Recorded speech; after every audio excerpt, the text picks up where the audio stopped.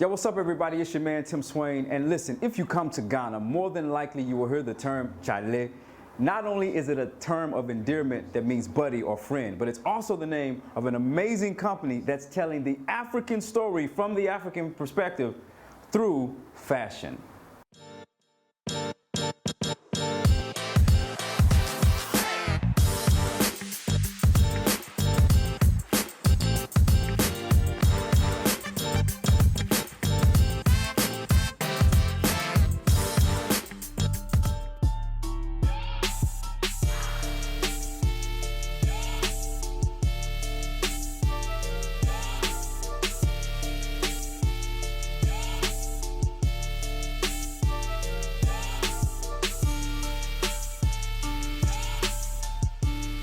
So listen, ladies and gentlemen, you're in for a special treat. I am here with Curtis Kujo. He is the co-founder of an amazing Ghanaian-owned company, Chalé Socks. Thank you so much for being with me today. I appreciate it. Thanks for having me. And so I apologize for, the Obruni accent messing up your name. So please tell us your name and then once again your role in the company. Right. I'm Curtis Kujo, co-founder and creative director of Chalé Socks. So I came across this company because I saw it actually in a couple different places. So I saw it online, then I saw it in a couple of storefronts here in Ghana. Okay. And what attracted me immediately about it was the vibrant colors of the socks. Right. I said, this is something that is definitely intentionally Ghanaian. And so when I did a little research on you guys' social media page, and then I got to the website and I said, oh, wow. This is a company that's really trying to promote the authentic brand of Africa. I said, I have to sit down with someone so that people can also get that same exposure. For people who are just now hearing about this amazing organization, give us an overview of Chalé Socks and maybe some of the products that it has. Great. Chalé Socks, as the name comes, it's a Ghanaian socks brand. I founded with my brother. And it all started, the inspiration started when I was employed in one of the top universities in Ghana. I was in the marketing department, I was creating graphics and all that stuff. So I used to wear socks a lot. And then there was this time where there was this hanging trousers, where you wear the trousers, but it's not that to the full length. So your socks is exposed, right? So you see a lot of colors popping on me every time. So usually every month I get new pair of socks, and I began to notice that there's not a lot of socks that tell the African narrative, or you don't see socks that is like Ghanaian or African.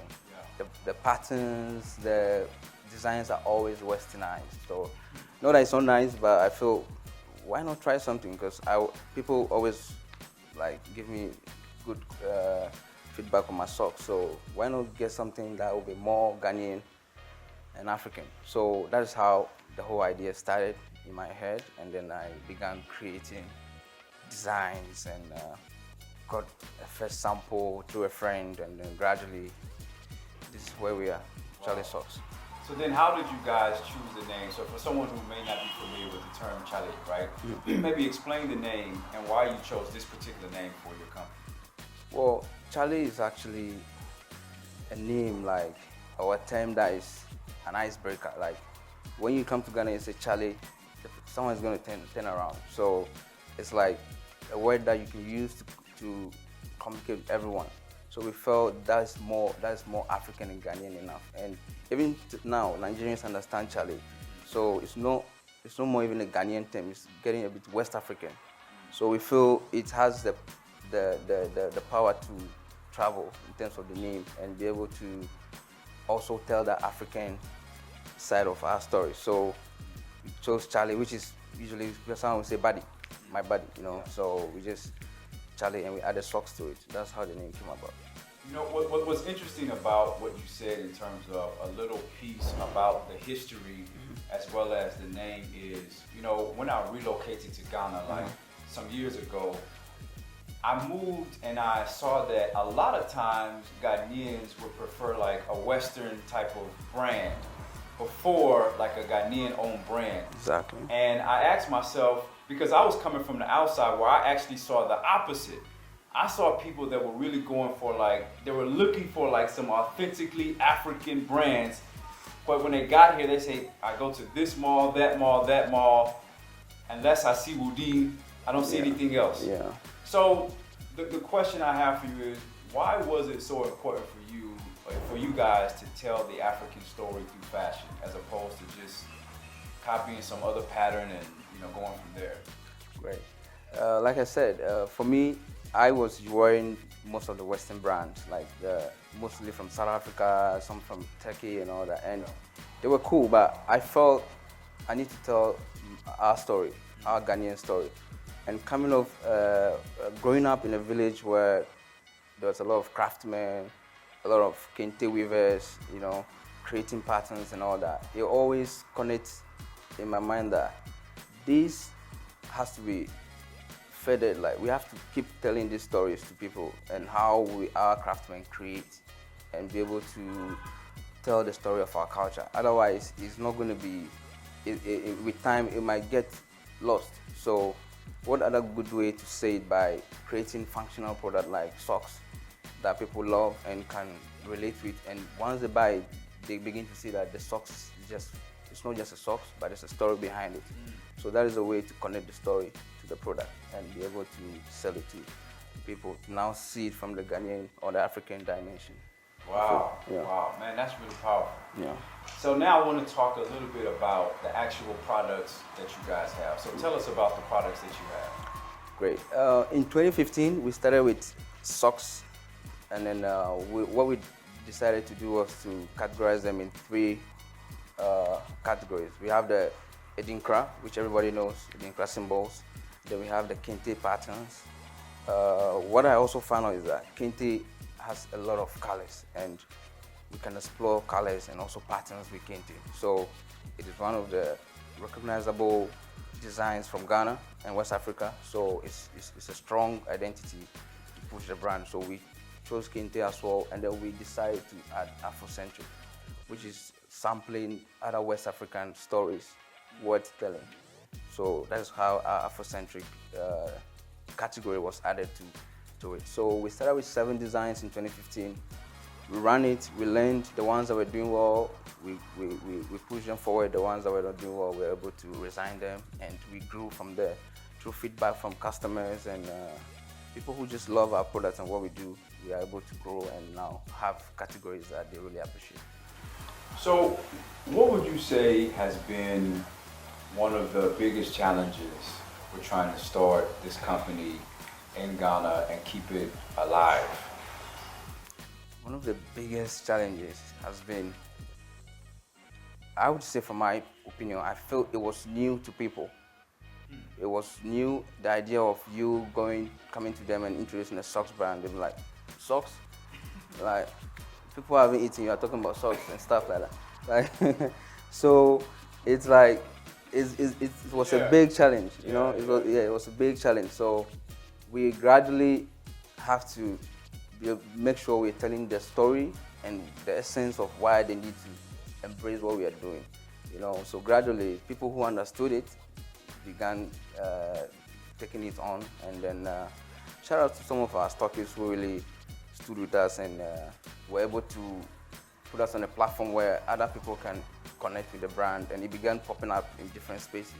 Wow. That was how that challenge was a bit mitigated, but it was a tough challenge to introduce socks to the traditional Ghanaian Chalé Socks. Buy it and like I'll buy the one by the roadside, you know.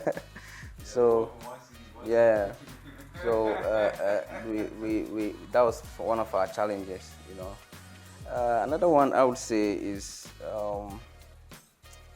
funding, because I think we started with our own resources. Not even I think, we started with our own resources, and we because we had passion, we didn't know immediately that we're going to need to build a brand bigger than us, you know. Yeah. So, and that needs a lot of money, you know, to be able to build a brand and scale it. So it's been one of our challenges, but gradually we learned to, you know, bootstrap, and be tight with whatever we're doing, whatever we get, we reinvest it, and gradually we are in 6 years into what we're doing, and I can say proudly that without any funding, but we're still going, and we know we can grow from here. Wow, you know, that's such an encouraging and amazing story to hear. And it's interesting when you talked about introducing your brand to the Ghanaian markets, because like for me, moving from the US to Ghana, as I was telling you off camera, people are literally, well, let me not say people, particularly Africans in the diaspora, African Americans, people in Jamaica, like all of these people who are like conscious, they are dying for this type of, listen, I'm telling you right now, the folks who are watching this video right now, I know they're asking themselves right now, how can I get some? But it's just interesting because from that perspective, my perspective, folks are like, how can I get it? They don't even have to ask like, is it necessary? They see the bright colors, the designs, the Dinkra symbols, and they're like, I want that. So it's interesting to hear that perspective. And I know that you do have some partnerships with places outside of the States, right? So if someone is watching this, let's say from some different places, where can they find Chalé Socks here in Ghana as well as outside? Right. In Ghana, I would say you can just shop with us on our website, chalesocks.com, or you can, if you're around Osu, you can get it from local, and also you can get it from the Wild Gecko as well.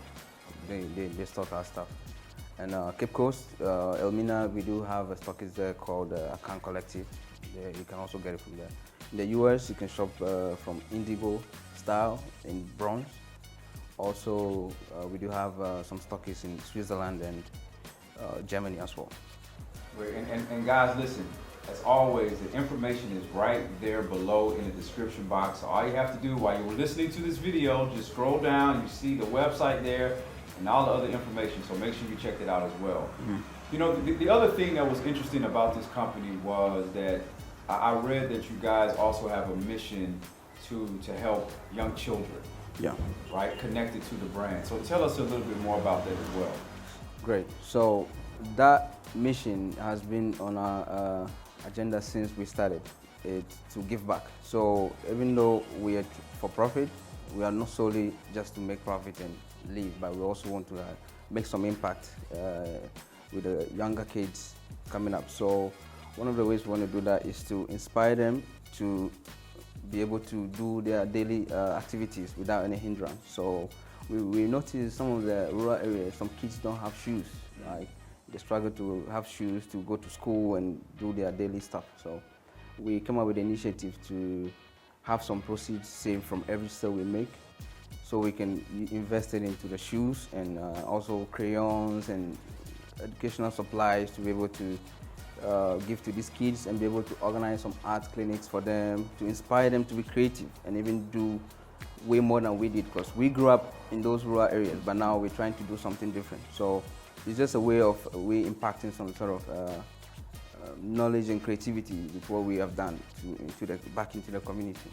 And on the website, you guys have a very specific goal that you want to reach. Yeah. So tell us more about that goal. So we have set out to give out or be able to donate 1 million shoes to kids in the rural areas. So we are starting this year in December. Our first donation is going to happen, and that is the first giant step we are taking to achieve the 1 million goal of giving out the shoes. This is a sample we've got. So it's very durable and it would do a lot of good for these kids out there. Also, we're going to add crayons and drawing books so they can be creative and pin their ideas and aspire to do better than us, actually. So that's it. So, you know, it's a product with a purpose. Yes, exactly. That's really looking to give back as well as preserve and continue like the African story, which I think is amazing. Exactly. Now, someone watching this video, let's say a young entrepreneur, right? Let's say you're talking to your younger self in the village, and he's watching you, and he has an idea that he wants to do this thing, and the people are telling him, Charlie, no one can do that. What would you say to inspire that young person who wants to be like you, preserve the African culture, maybe not in socks, maybe in hats, yeah. anything? Anything, right. What would you say to that person? Well, I would tell my younger self to fail fast. So if you want to fail fast, you have to start fast. Because I believe if I had started earlier, I would have failed at things that I feel they will not work for me, and I will see things that will work for me faster. So when people are telling you you can't do it, just do it. If you fail, don't worry, learn from it and keep going. So the idea is to just go out there and push your ideas and try in a very small scale, test, experiment. If it doesn't work, switch it up and see how best you can make it work. And always reach out for help from people you feel they can help you, and you'll be fine, and your ideas will really, the world will really see your ideas coming to life if you persist. Wow. Yeah. Wow. Well, once again, thank you so much for taking the time to have this conversation with me. The brand is inspiring. The purpose to give back and help these younger children is inspiring.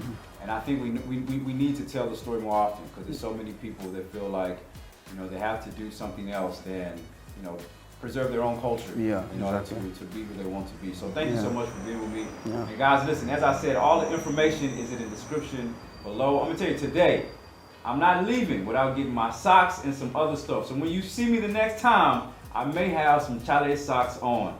Thank you so much for being with me today. I appreciate it. Make sure you hit that like button. Listen, I'm trying to hit 10,000 subscribers, so make sure you help me do that by subscribing right now to this video. Until next time, peace.